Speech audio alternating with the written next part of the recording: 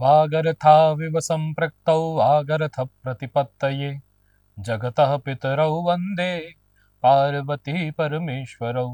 पार्वती परमेश्वरौ। प्रिय विद्यार्थियों, भगवान शिव के चरणों में प्रणाम करते हुए एवं माँ भगवती जगदम्बा पराम्बा के श्री चरणों में अपने मस्तक को नमाते हुए आइए इस सप्तम कक्षा में जो हमारी पाठ्य पुस्तक संस्कृत उसके तृतीय पाठ जिसका नाम मित्राय नमः है, इस पाठ में प्रवेश करते हैं। प्रिय विद्यार्थियों, इस पाठ का नाम है मित्राय नमः, अर्थात मित्र के लिए प्रणाम है। प्रिय विद्यार्थियों, इस पूरे के पूरे पाठ में हम सूर्य नमस्कार से संबंधित जो हमारी जानकारी है उसे एकत्रित करेंगे। सूर्य नमस्कार कैसे किया जाता है, जो करता है उसे क्या फल मिलता है, नहीं करने से क्या हानि है, करने का क्या सही तरीका है, क्या उसकी सही विधि है, क्या उसके सही मंत्र है, उनका सही उच्चारण क्या है, यह सभी बातों के बारे में आज इस पाठ में हमें जानने को मिलेगा। इस पाठ में हम आगे बढ़ें उससे पूर्व भूमिका के रूप में हम यहाँ पर दो मित्रों के बीच में, दो सखी के बीच में चल रहे संवाद को हम यहाँ पर देखेंगे। मैं आपके सामने प्रस्तुत करूंगा। तत्पश्चात इसकी भूमिका बाद हम इस पाठ पर प्रवेश करेंगे।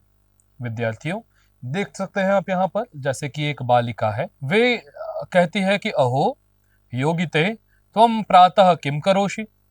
याद दे रखते जाइएगा यहाँ पर कि वो कैसे कैसे हमको पाठ के माध्यम से, संवाद के माध्यम से, कथा के माध्यम से या किसी कहानी के माध्यम से हमें संस्कृत में हमारे व्यवहार को हम कैसे करें, इन सभी चीजों को हमें सीखना है। आप भी यहाँ पर जो इस पाठ में आपको देखने मिलेगा, एक एक शब्दों पर आप अपना ध्यान केंद्रित कीजिए। यह मेरा निवेदन है, यह मेरी आशा है आप लोगों से। यहाँ पर देखिए कि योगिते त्वम प्रातः किम करोषि, यहाँ त्वम शब्द का प्रयोग हुआ था, इसलिए मध्यम पुरुष की क्रिया करोषि का भी प्रयोग हुआ है ना। त्वम किम करोषि अर्थात तुम सुबह क्या करती हो। तब वहां पर योगिता ने उत्तर दिया, अहम प्रतिदिनम प्रातः पित्रा सह उद्यानम गच्छामि। मैं प्रतिदिन प्रातः प्रातः जो मतलब सुबह, पित्रा सह अर्थात पित्रा यहाँ पर पितृ शब्द का तृतीया के एक वचन में पित्रा बनेगा। और आप जानते ही हैं कि जहां पर सह आ जाता है, सह के योग में तृतीय विभक्ति होती है। तो पित्रा सह अर्थात अपने पिताजी के साथ उद्यानम गच्छामि, मैं उद्यान की ओर जाती हूँ। फिर से उसने प्रश्न किया एक सखी ने कि उद्याने किम करोषि भोः। भोः ये बोलने का एक तरीका है विद्यार्थियों। जैसे हम बोलते हैं अरे, अरे अरे सुनो, या हम कह देते हैं ओ भाई, ऐसा हम कहते हैं ना संबोधन के लिए, तो ओ, अरे ये सब प्रयोग करते हैं। वैसी संस्कृत में यहाँ पर भोः ऐसा संबोधन किया जाता है। उद्याने किम करोषि भोः, तुम उद्यान में क्या करती हो भाई। तो उत्तर देती है योगिता, अहम तो भ्रमणम करोमि, मैं तो भ्रमण करते रहती हूँ, घूमते रहती हूँ। किंतु बहवाह जनाः तत्र व्यायामम योगासनानि च कुर्वन्ति। लेकिन बहवा जनाः बहुत सारे जो लोग हैं, तत्र अर्थात तस्मिन उद्याने उस उद्यान में, व्यायाम अर्थात व्यायाम करते हैं और योगासनानि च योगासन भी करते हैं। सखी पूछती है आश्चर्यचकित होकर के, अहो योगासनानि वयम अपि ज्ञातुम इच्छामः। कहती है कि अरे योगासनन, योगासन की बात कर रही हो आप।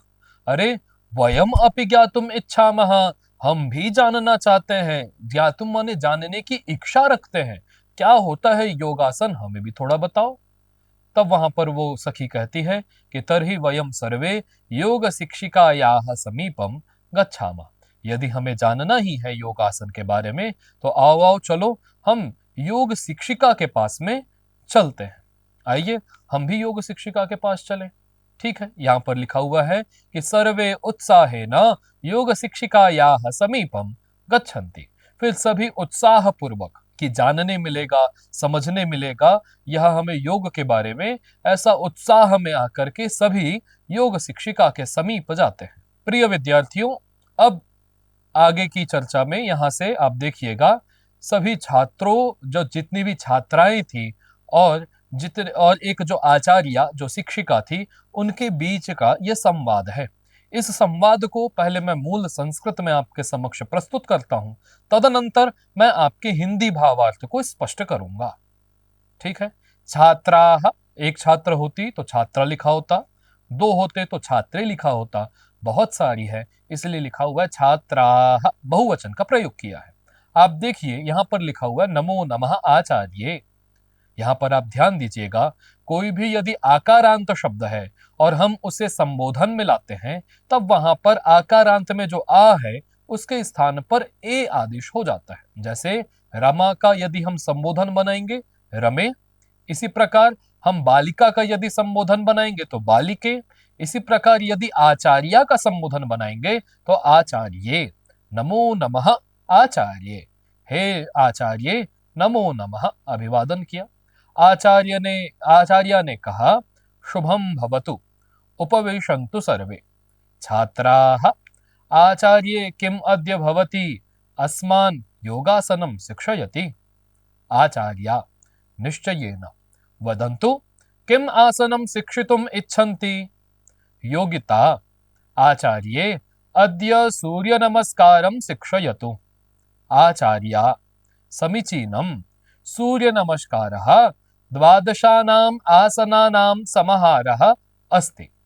प्रत्येकस्मात् सूर्यनमस्कारात् पूर्वम् एकः मन्त्रः भवति। तेषु प्रथममन्त्रः अस्ति ओम मित्राय नमः इति। छात्राः आम महोदय वयं स्मरामः। आचार्या कहती है अत्युत्तमं मिलित्वा वदन्तु। छात्राः ओम मित्राय नमः, ओम रवये नमः, ओम सूर्याय नमः, ओम भानवे नमः, ओम खगाय नमः, ओम पूषणे नमः, ओम हिरण्यगर्भाय नमः, ओम मरीचये नमः, ओम आदित्याय नमः, ओम सवित्रे नमः, ओम अर्काय नमः, ओम भास्कराय नमः, सर्वान्ते ओम सवितृसूर्यनारायणाय नमः। आचार्या अत्युत्तमम्। इदानीम् एकेन श्लोकेन पूर्वनमस्कारस्य बहुनि प्रयोजनानि वदामि, भवन्तः शृण्वन्तु अनुवदन्तु च। आदित्यस्य नमस्कारान् ये कुर्वन्ति दिने दिने आयुः प्रज्ञाबलं वीर्यं तेजस्तेषां च जायते। एवं योगासनेषु सूर्यनमस्कारः एकः श्रेष्ठः आसनक्रमः अस्ति। सूर्यनमस्कारेण शारीरिकं मानसिकम् आध्यात्मिकं च बलं वर्धते। अतः वयं प्रतिदिनं सूर्यनमस्कारं करवाम, स्वस्थं शरीरं स्वस्थं मनः च प्राप्तवाम। अस्तु, पुनः अग्रिमकक्षायाम् अन्येषाम् आसनानां विषये ज्ञास्यामः। छात्राः धन्यवादाः आचार्ये। प्रिय विद्यार्थियों, यहाँ छात्रा ने सर्वप्रथम पहले आचार्य को अभिवादन किया। आचार्य ने प्रत्युत्तर में कहा कि शुभम भवतु, अर्थात आप सभी का शुभ हो। उपविशन्तु सर्वे, उपविश माने होता है विद्यार्थियों बैठिए। उपविशन्तु आपको लोट लकार मैंने आपको बताया होगा पूर्व कक्षा में। उपविशन्तु माने बैठिए, लोट लकार मध्यम पुरुष बहुवचन की क्रिया है। उपविशन्तु सर्वे उपविशन्तु, आप सभी बैठिए। छात्राः बोलती हैं आचार्य किम अद्य भवती अस्मान् योगासनं शिक्षयति। आचार्य संबोधन है, कहती कि क्या आज आप हम सभी को योगासनम शिक्षयति, क्या आज आप हमें योगासन की शिक्षा देंगी। आचार्य कहती है कि निश्चयेन वदन्तु किम आसनम शिक्षितुम इच्छन्ति। अरे निश्चय रूप से मैं आज आपको योगासन की शिक्षा दूंगी, परंतु यह तो बताओ, वदंतु वदंतु, कहो कहो, किम आसनम शिक्षितुम इच्छन्ति, तुम कौन से आसन को सीखना चाहती हो, ये तो बताओ। योगिता ने उत्तर दिया, उन सभी छात्राओं में से एक छात्र थी योगिता। आचार्य, अद्य सूर्य नमस्कारम शिक्षयतु, आज हमें जो है आप सूर्य नमस्कार सिखाओ। आचार्य कहती है, समीचीनम, समीचीनम मतलब अच्छी बात है। सूर्य नमस्कार द्वादशानाम आसनानाम समाहारः अस्ति। कहते हैं कि सूर्य नमस्कार जो है वो द्वादश अर्थात 12 प्रकार के आसनों का एक समाहार है, एक समूह है। अस्तु, अर्थात इसमें 12 आसन होते हैं। उन आसनों के समूह को हम सूर्य नमस्कार के नाम से जानते हैं। और एक और बात बताऊं विद्यार्थियों, प्रत्येक अस्मात् सूर्य नमस्कारात, अर्थात हम प्रत्येक बार सूर्य नमस्कार 12 आसनों का समूह है, अर्थात जितनी बार हम एक आसन करेंगे, सूर्य नमस्कार करेंगे, उससे पूर्व में एक मंत्र भवति, उससे पूर्व एक मंत्र होता है। उस मंत्र को बोल करके ही हम सूर्य नमस्कार के प्रत्येक आसनों को करते हैं। तेषु प्रथमः मंत्रः अस्ति, उनमें से पहला मंत्र क्या है, तो उसमें से पहला मंत्र है ओम मित्राय नमः। मित्र जो है विद्यार्थियों, यहाँ मित्र का तात्पर्य सूर्य से है, और सूर्य यहाँ पर चतुर्थी विभक्ति का प्रयोग किया गया है, क्योंकि नमः के योग में चतुर्थी विभक्ति का प्रयोग होता है। तो मित्राय नमः अर्थात सूर्य के लिए नमस्कार है। छात्राः, सभी छात्रा एक साथ मिलकर के कहती है कि आम महोदये, देखिए यहां पर भी महोदया शब्द था, संबोधन में महोदय बन गया। उन्होंने कहा वयम स्मरामः, हम निश्चित रूप से इसका स्मरण करेंगे। आचार्य ने कहा अति उत्तमम, अत्युत्तमम, है ना, संधि हो गई। बोलते बहुत अच्छी बात है, मिलित्वा वदंतु, अब सभी कोई मिल करके कहो। सभी छात्राः ने यह 12 मंत्र कहे। ओम मित्राय नमः, ओम रवये नमः, ओम सूर्याय नमः, ओम भानवे नमः, ओम खगाय नमः, ओम पूषणे नमः, ओम हिरण्यगर्भाय नमः, ओम मरीचये नमः, ओम आदित्याय नमः, ओम सवित्रे नमः, ओम अर्काय नमः, ओम भास्कराय नमः। सर्वांते अर्थात सबसे अंत में जब यह 12 मंत्र हो गए, तब 12 मंत्रों के बाद सबसे अंत में एक और मंत्र बोला, ओम सवित्रे सूर्य नारायणाय नमः। अब इसका देखिए, हर जगह आप देखिएगा मित्र शब्द का चतुर्थी में मित्राय बना, अर्थात मित्र, और ये सारे ही नाम सूर्य के हैं, याद रखिएगा। चाहे मित्र हो, रवि माने भी सूर्य, तो रवि शब्द का चतुर्थी के एक वचन में रवैये बन गया। सूर्य तो आप है ही, सूर्य को आप जानते ही हैं। भानु अर्थात भी सूर्य होता है, जिसका चतुर्थी के एक वचन में भानवे बन गया। खग माने भी सूर्य होता है, जिसका चतुर्थी के एक वचन में खगाय बन गया। पूष्ण शब्द भी होता है, जिसका चतुर्थी के एक वचन में पूष्णे बन गया। हिरण्य गर्भ शब्द भी सूर्य के विलोम में, सूर्य के पर्याय में ही प्रयोग में आता है। काटना यहां पर, हिरण्यगर्भ शब्द भी सूर्य के पर्यायवाची शब्दों में ही आता है, वहां भी चतुर्थी में हिरण्यगर्भाय बना है।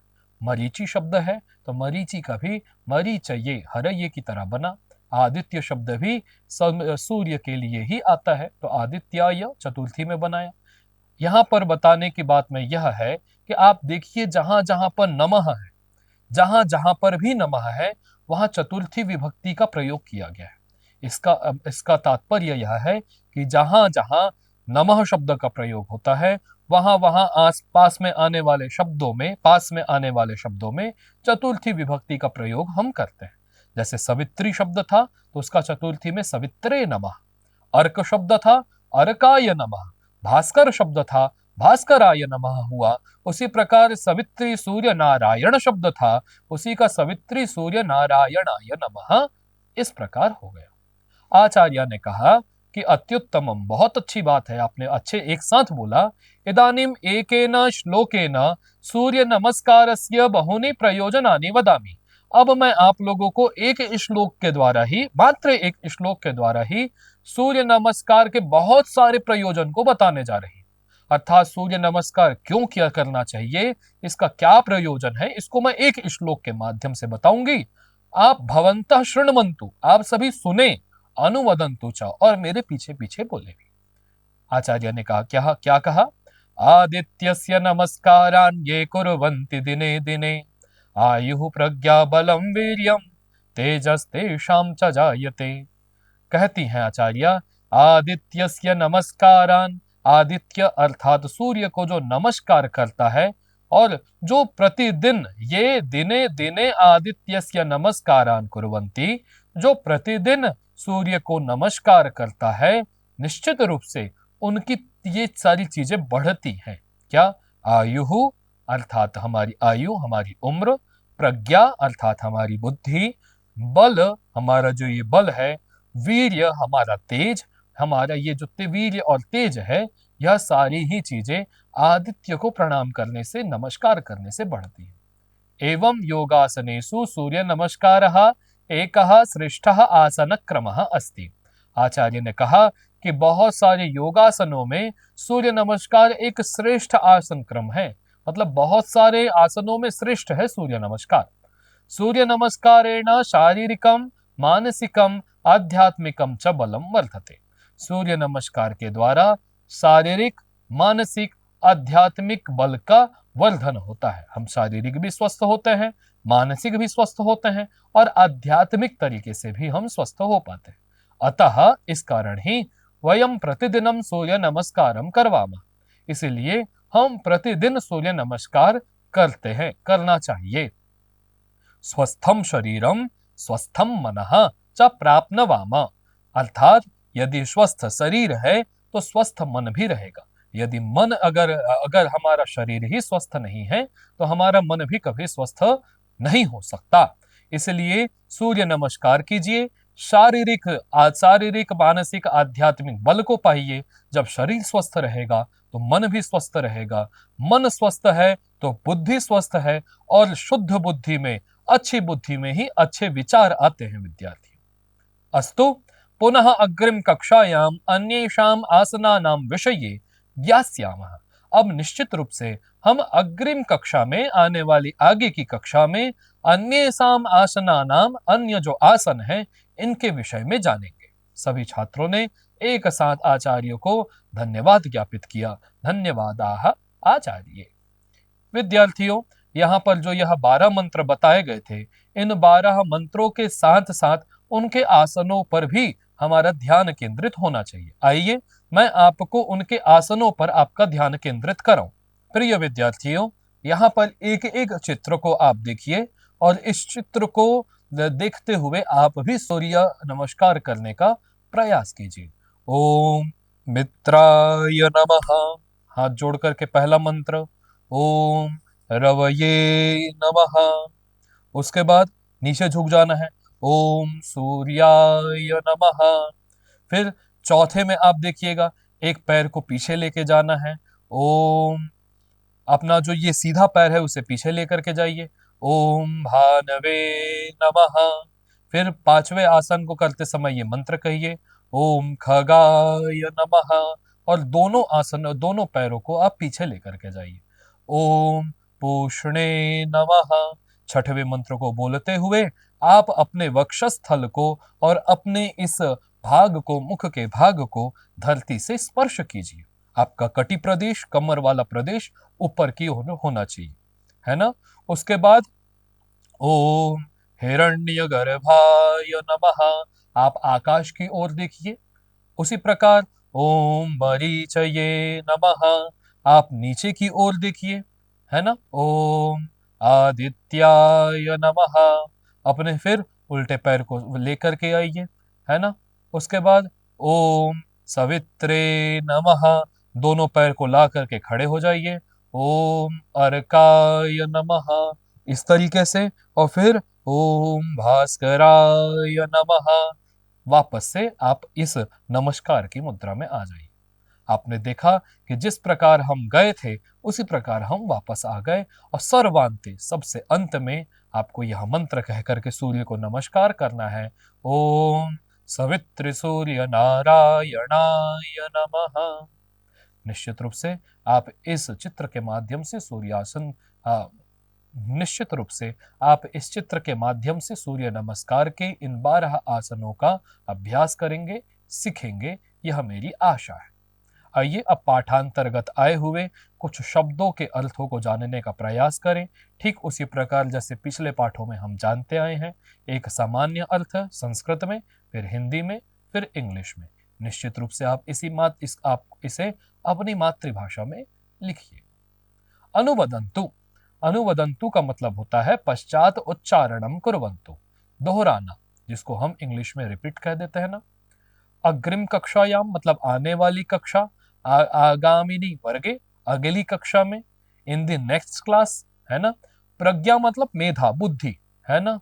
इंटेलिजेंस या इसी को विजडम बोलते हैं। वीर्यम, वीर्यम माने पराक्रम, है ना, वीरता। निश्चित रूप से इसे हम अंग्रेजी में विगर कह देते हैं। तेजः, तेजः माने दीप्ति ही, कांति, है ना, ब्रिलियंस मतलब एक प्रकाश टाइप का।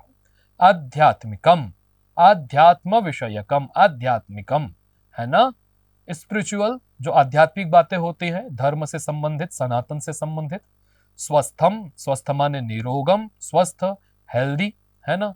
मित्रः, खगः, पूषा, रवि, भानुः, हिरण्यगर्भः, मरीचिः, सविता, अर्कः, भास्करः, इन सभी का अर्थ सूर्य होता है, जिसे हम हिंदी में सूरज कहते हैं और अंग्रेजी में, आंग्ल भाषा में सन कह दिया जाता है।